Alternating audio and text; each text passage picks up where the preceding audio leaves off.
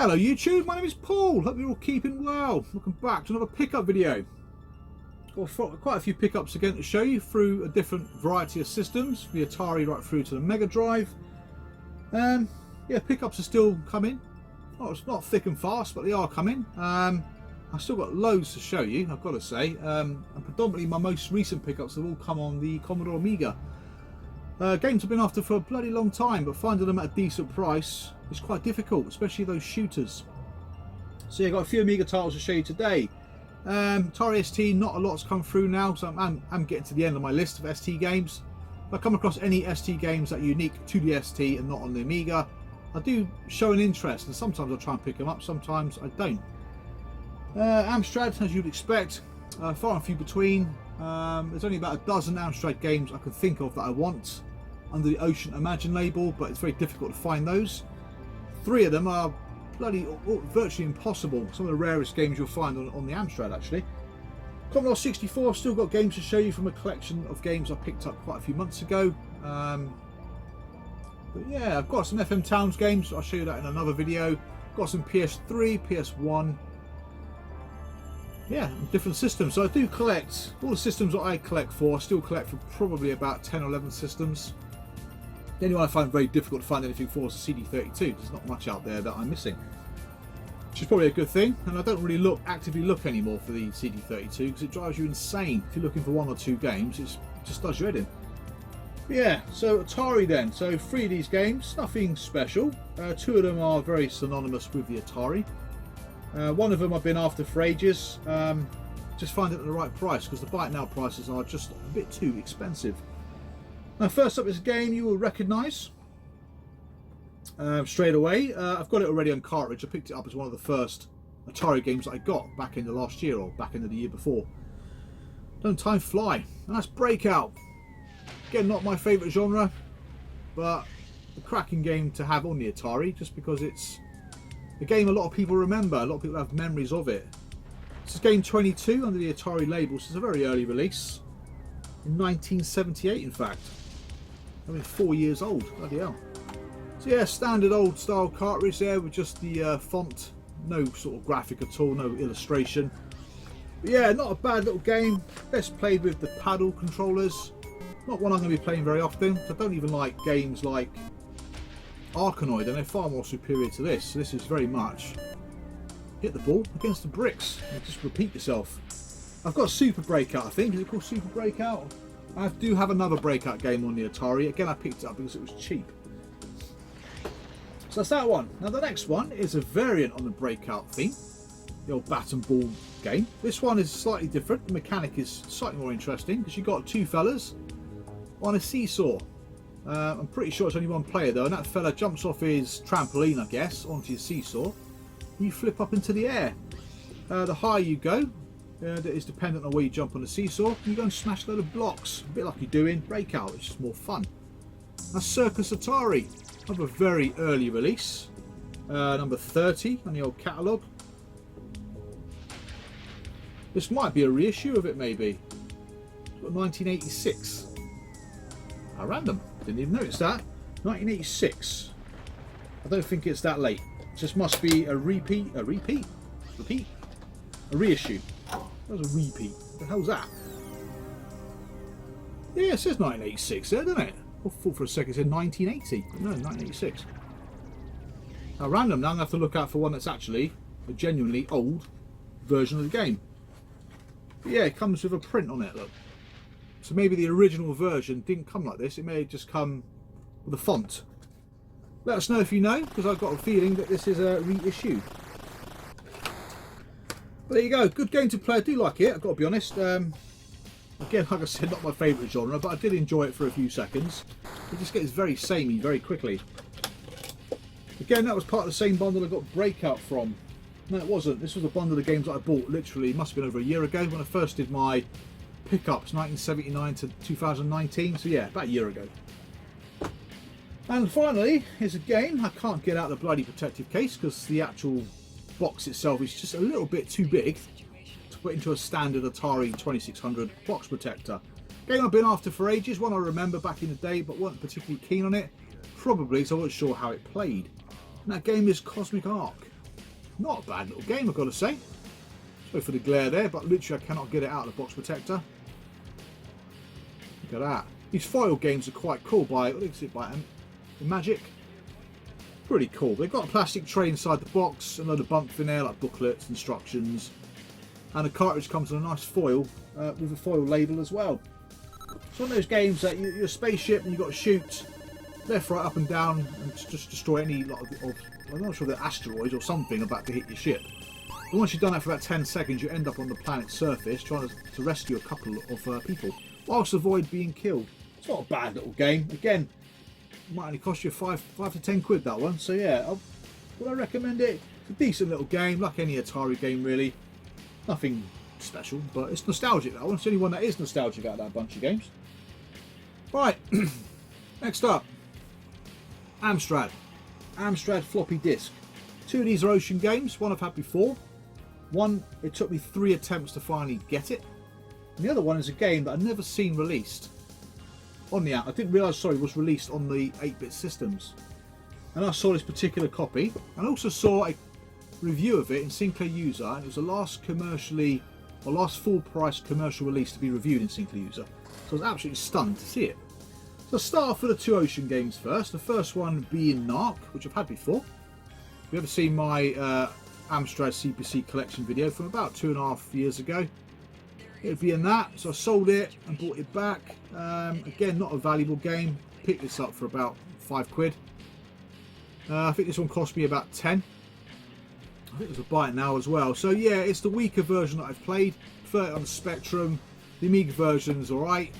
This version, yeah, it's slow, quite unresponsive at times, and the graphics are quite blocky, I've got to say. Certain parts of it look really good, and certain parts of it look pretty bad. But yeah, it's an arcade conversion. It's alright, but yeah, not as good as the Spectrum version in my opinion. So next up on the Amstrad, we've got another Ocean title. Now, the first time I won this game, the guy couldn't find it. They just bloody hate that when that happens. And then it came up again. I bought it from France, from the same person I bought the next game from, and he sent me the wrong flipping game, which I kept anyway. I just couldn't be asked for the hassle of going back and send it back to France and waiting for some kind of refund. But the game I got, it's alright. Didn't realise it even got an 8-bit release either, to be honest. But I finally got it. Total Recall.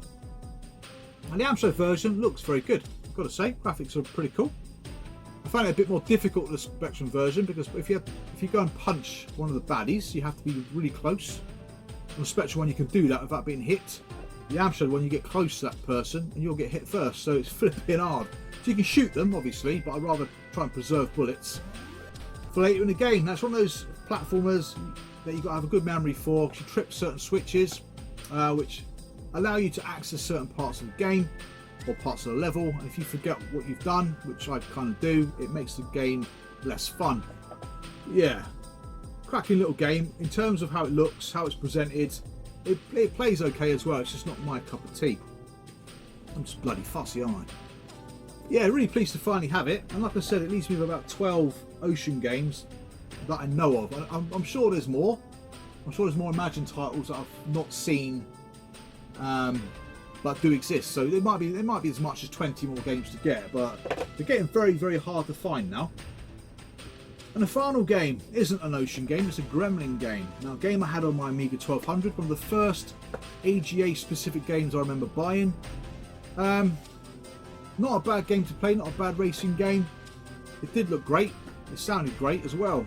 I was really amazed to see this on the Amstrad, and that's Nigel Mansell's World Championship. Again, I got this game for €9.90, no one else bid on it. I guess if you're an Amstrad or a Spectrum or a Commodore 64 collector, you wouldn't really think this game even came out. I can't imagine there's many copies of it in existence. No one really had an 8-bit system in 1993. Well, they did, but not many people did. You'd have moved across to a 16-bit machine by then. God, even the ST was long gone by that point. But yeah, really strange to see Gremlin 1993. And I always find it strange with 3-inch floppy disks that they come with like really bland stickers on them. Not all the time. Sometimes they're actually printed and look really good, but sometimes it looks like someone's just flipping copied it, doesn't it? So that's it for the Amstrad. Very difficult to find anything else for the collection. I think I've got 2 more items to show you for the Amstrad, and that's all my Amstrad stuff. That's basically all my Amstrad stuff.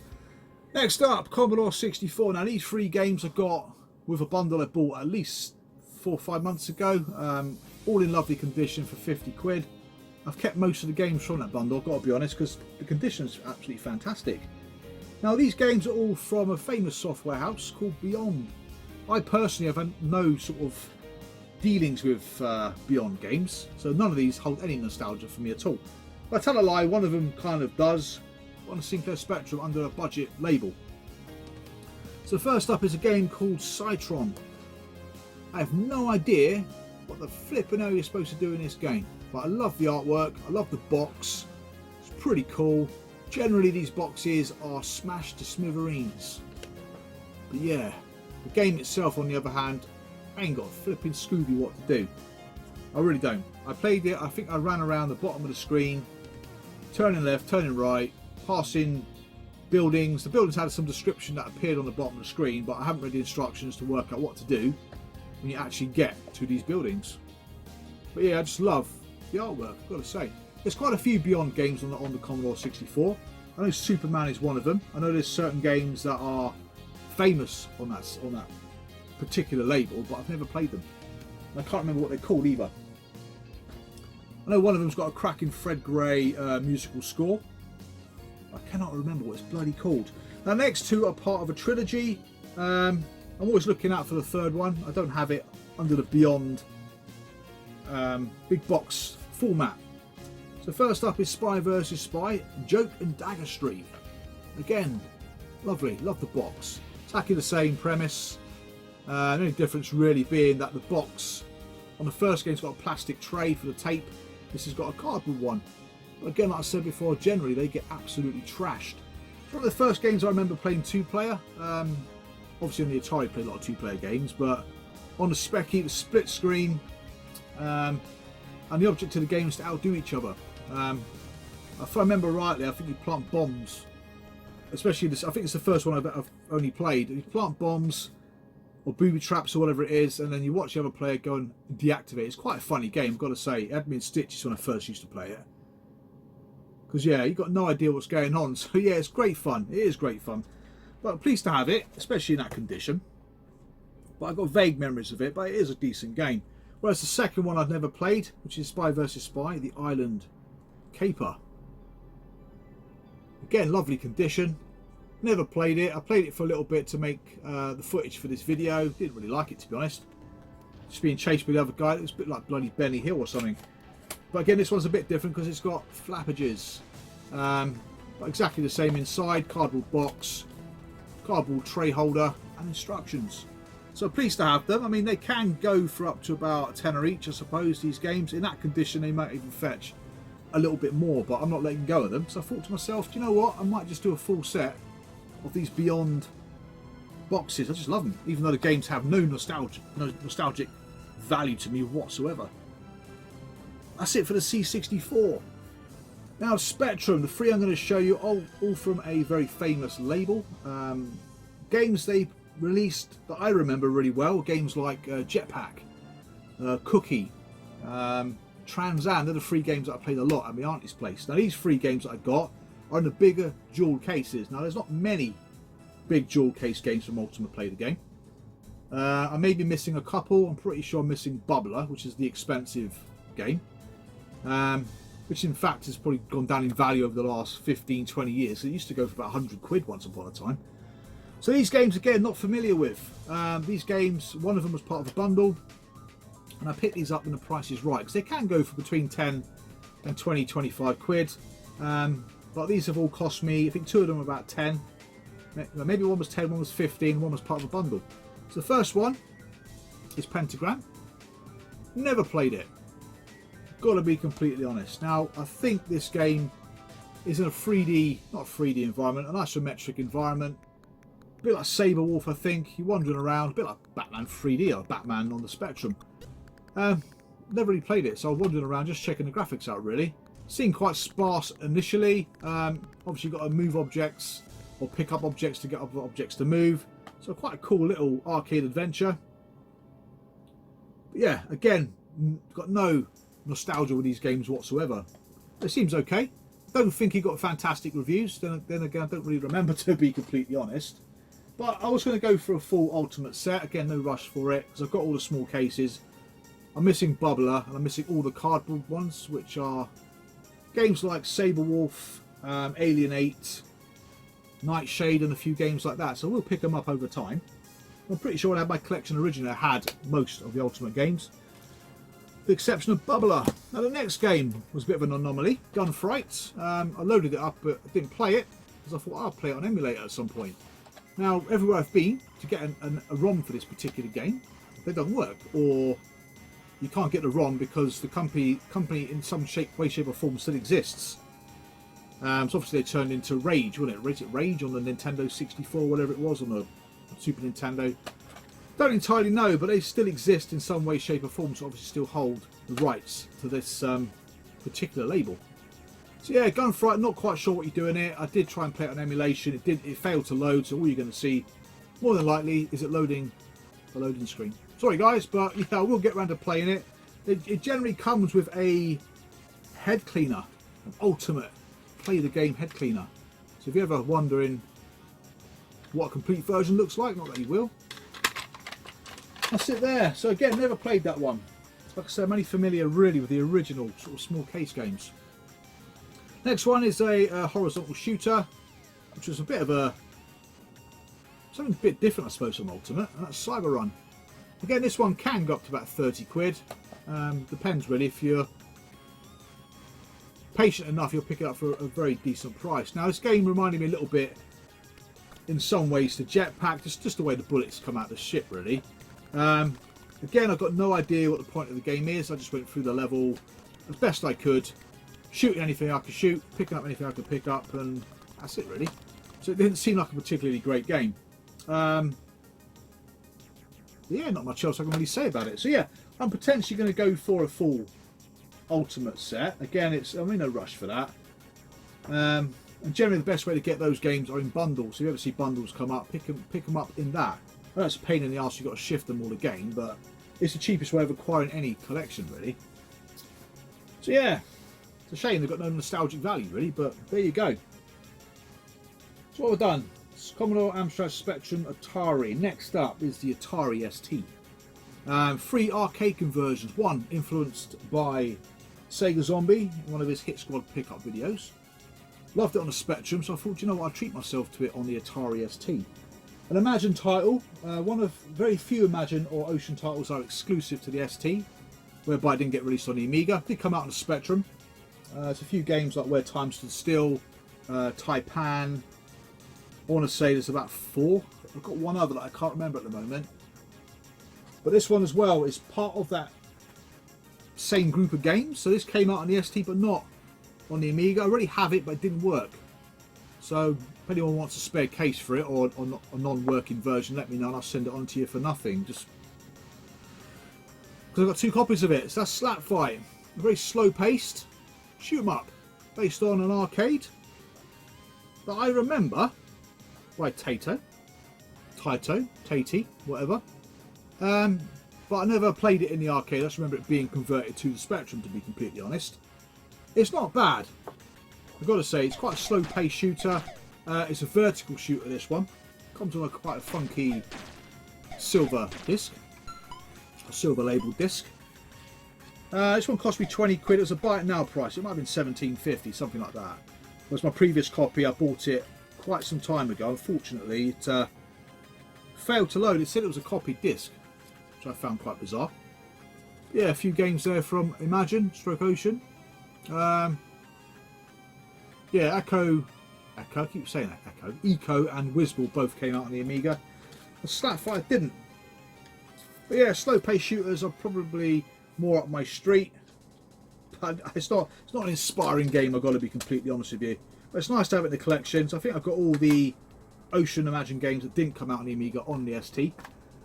So yeah, chuffed to bits to have that. Next up is a very famous arcade conversion by Elite. A game I remember playing on the Commodore 16 and the Sinclair Spectrum, both not bad versions on their respective machines. That's Paperboy. I think the best 8-bit version from what I remember is on the Amstrad. Now this again, as you would expect, is quite similar to the arcade, slightly slower pace and slightly inferior sound. But I've had this for quite some time. I don't think it cost me much more than about £5 to be honest.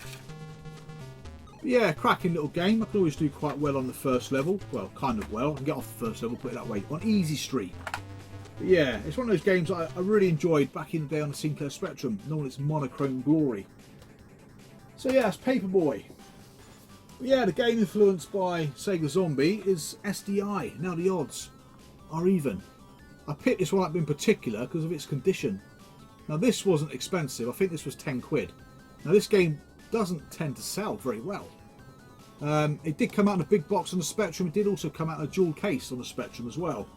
But I really like this game, I've got to say. It is an asteroid, it's not an asteroid, a missile command clone of some description. Just comes with a little advertising there for Afterburner and R-Types. This must have been a 1988 release possibly. Instruction manual.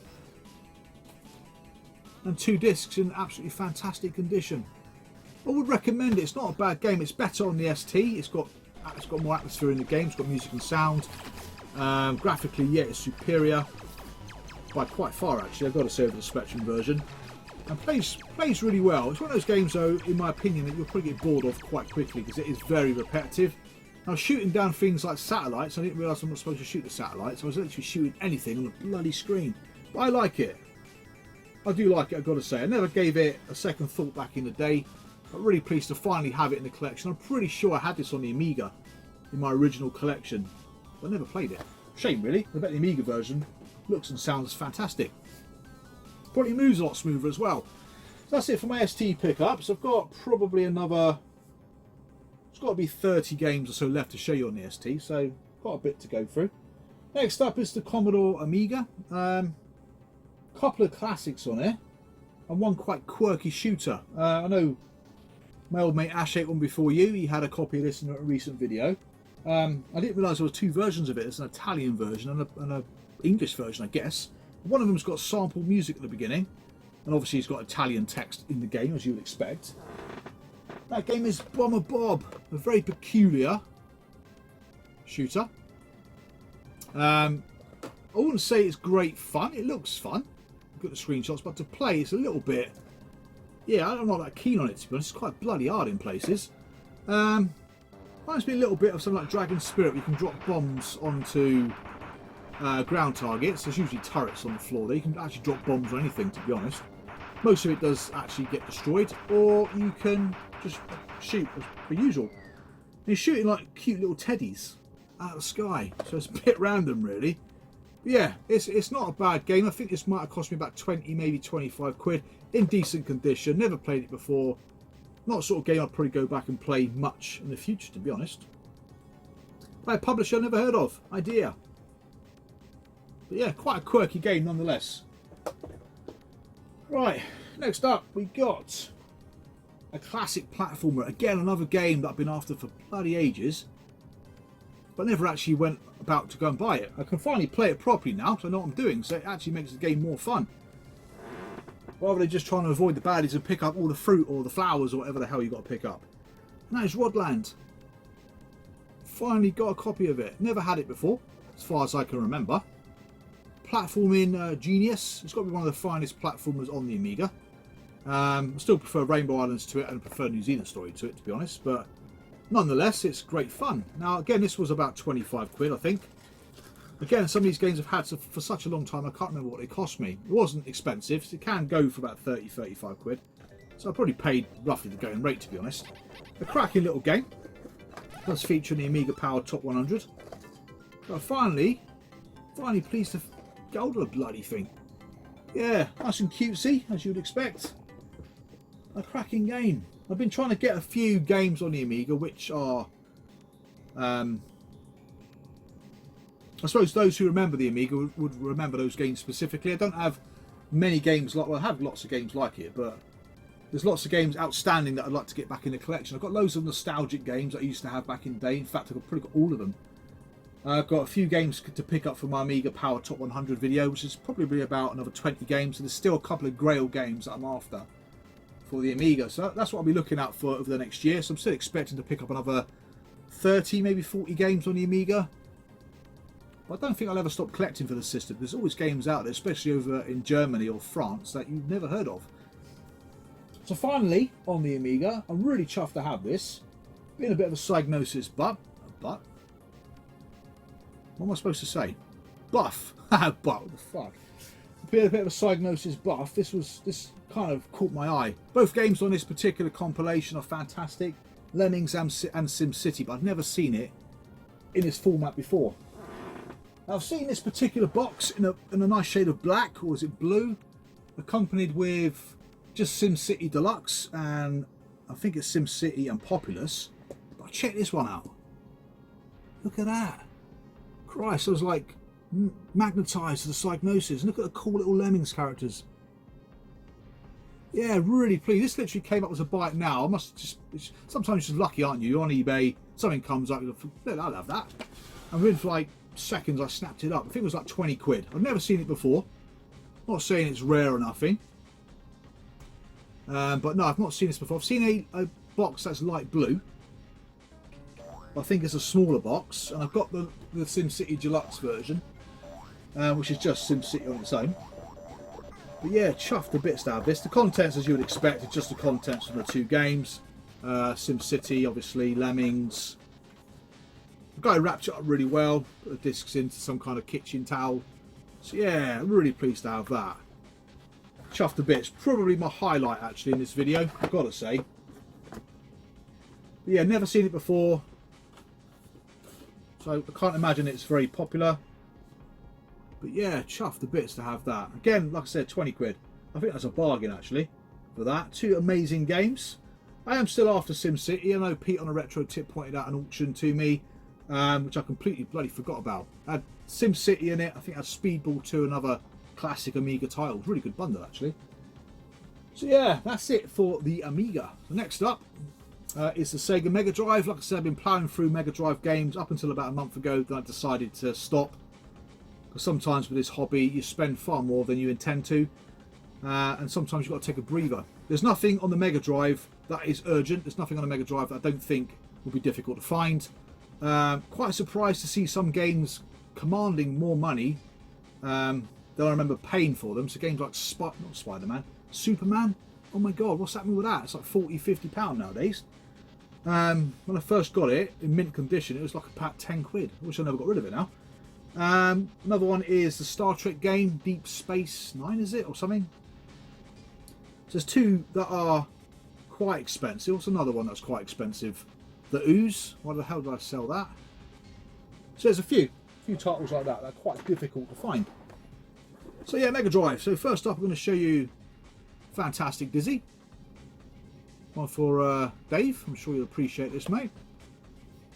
Not a bad looking game, I've got to say, on the Mega Drive. I think I played this before on the, or did I?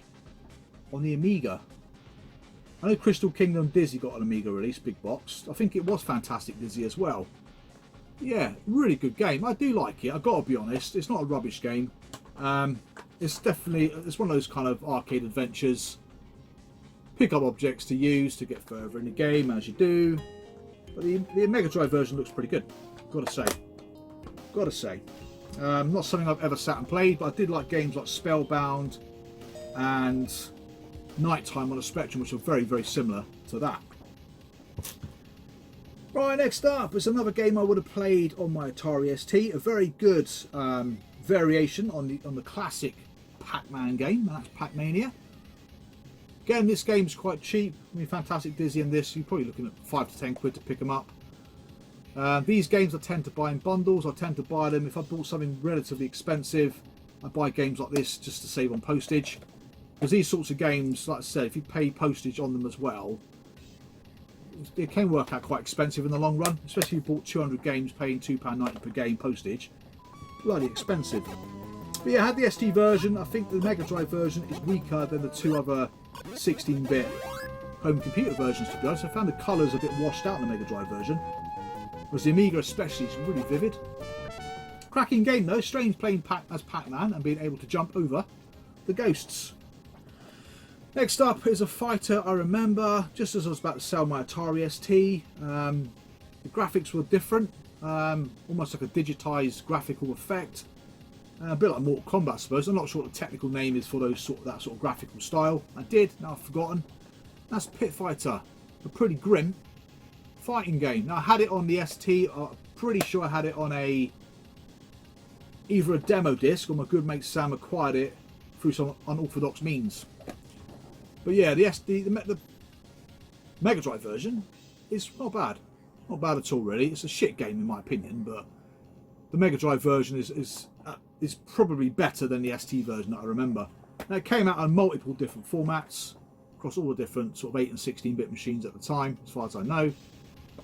But a very average game. But I remember the arcade being famous because of its changing graphical style. It was one of the very earliest games that did that. That's it. It's half an hour of my pickups across various different systems. But if you prefer this format, I'll continue doing this particular format of pickup video because I do enjoy them. It does mix it up a little bit, but I want to go through, like I said previously, my collections again. So what I was going to do is do the collection video, any outstanding pickups for that system I do before the collection video, so it all ties in quite nicely. So when it comes to the Amiga, you might have like a whole month of Amiga pickups just to catch up and go through the Amiga collection itself. So I was going to do like a month on each machine, really, just go through particular games or pickups and show my collection, really. So that would take quite some time to go through, simply because I collect for about 12 systems. That's almost a year's worth, or always a year's worth of flipping videos. But that's something I'm toying with the idea of doing. As I'm getting towards the end of what I want to get, I'd rather just kind of summarise, really, or have a summary, really, of where I am at this point in time. But that's something else I'm toying with. Obviously, I've got the last Amiga Power Top 100 video to produce, or make, or whatever, and put it up online. And then I'll do the new format as soon as I get the first batch of 10 games. I think I've got 8 or 9 of the first 10. Just need to pick up Elite, which is quite common, but the prices on eBay at the moment are quite expensive. It's about a £10–15 game. I'm not prepared to pay 30 quid for it. But yeah, other series, I mean, obviously the Hit Squad is the Hit Squad, and I've only got one pickup this year so far. So not many videos left for that, maybe 4 or 5 until we get to a brick wall. But yeah, so I'm looking forward to doing these collection videos. It's something I've been looking forward to doing for quite some time. And for the first time doing an Atari collection video, which I never did last time, so few games, going right through to the PS4, which again, I don't really buy a lot of PS4 games, to be honest. Usually only the AAA titles or the exclusives. I don't have a lot. I don't do limited run or nothing like that, because I would just be in a mountain of flipping debt if I went down that road, so I'm not even going to bother. So I'll stick with what I know, stick with what I enjoy collecting. What else was I going to say? Oh, congratulations to the 2 chaps that won YouTuber of the Month, and also to thank you all very much for voting for me the month before. I did nominate 5 channels, and for whatever reason they picked 2 winners. So congratulations to Dad and Lads Gaming, and also to Danester. So check out the last video done by Gaming Off the Grid, because that's obviously where they announced the winner. So yeah, go along and vote for the 5 channels the 2 gentlemen, or 2 channels I've nominated. All channels, well, not all channels that I'm familiar with, a couple I'm familiar with, 3, actually I think 3 I'm familiar with, 2 I've never checked out before. That's what's great about YouTube of the Month, is checking out channels you didn't know were out there, because there's so many of us, isn't there? There you go. So thank you very much for watching this video. Thank you very much for subscribing. And I'll see you guys again next time. I'm off for a cup of tea. Take care and bye for now.